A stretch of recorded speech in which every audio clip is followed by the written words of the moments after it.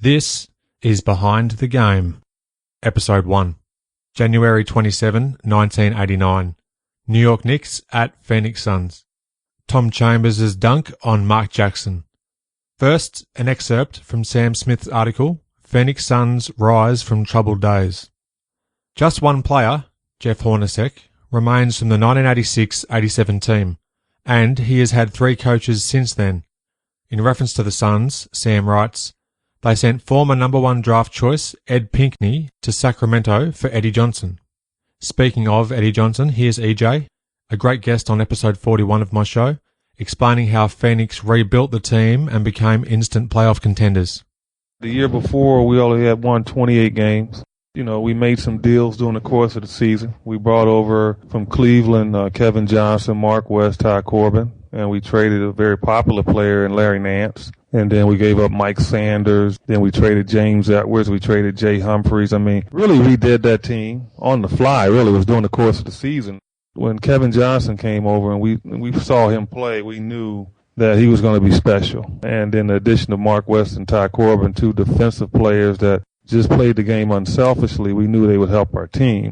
So in the off season, they had a great draft. They drafted Dan Marley, Tim Perry, and Andrew Lang. And so it gave us size and Lang, defensive quickness and athleticism and Tim Perry, and then all-around play and Dan Marley. And then we go to Seattle and we signed Tom Chambers as a free agent.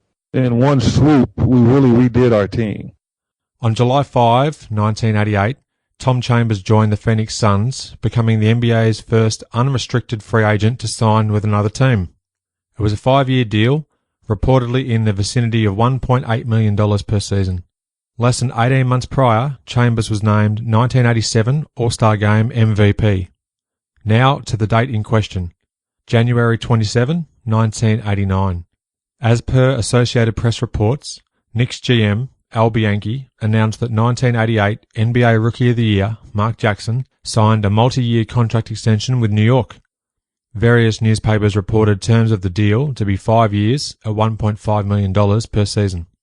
This announcement was approximately 90 minutes before that night's 7:30 p.m. tip-off, where the visiting Knicks would take on the Phoenix Suns at Veterans Memorial Coliseum in Arizona. For the Knicks, this was the 6th of a 7-game West Coast trip. They were winners of 2 straight. The Suns aimed to win a 4th consecutive game. A sellout crowd of 14,471 were set to watch not just an exciting game of basketball. They'd be witness to one of the most remarkable slam dunks of all time. In a high-scoring game, the Suns held a 105-98 lead after 3 quarters. The Knicks countered, reeling off an 11-0 run to start the 4th. Suddenly, the Phoenix faithful was sitting on their hands. New York extended its run and were ahead 116-109 with a little under 7 minutes to play. With 5 minutes left in the game, trailing by 4 points, the Suns forced a turnover and NBA history happened. Oakley smacking Chambers, threw it away, 2-on-1, KJ to Chambers, jam! Oh boy, he went right up Mark Jackson. Timeout Knicks, this place is in a frenzy.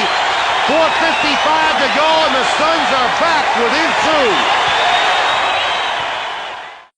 2. The Suns managed to even the score and had control of the ball with less than 10 seconds to play. Kevin Johnson threw a bounce pass to a driving Mark West. He caught the ball and went up strong to the hoop on the right baseline. West encountered the imposing Patrick Ewing, and a foul was called on Ewing. 5 seconds left. Mark West at the free throw line. His first shot hit the back of the rim and missed. West readied for his second shot. Over the years, not a good free throw shooter. 57% this season in regulation. The game is tied at 130. Oakley has to keep Chambers out. It's Chambers! 3 seconds left. On the miss, the ball rebounded straight to Tom Chambers, who put up a mini left-handed hook over Patrick Ewing with just 3 seconds remaining. Mark West more than redeemed himself by partially blocking a would-be game-tying jumper with a second left from Gerald Wilkins.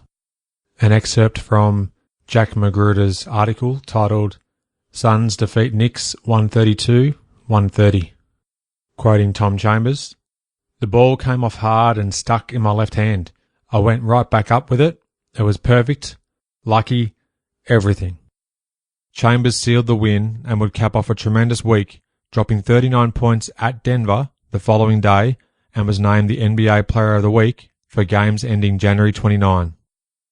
Let's close out this debut episode of Behind the Game with a great audio clip.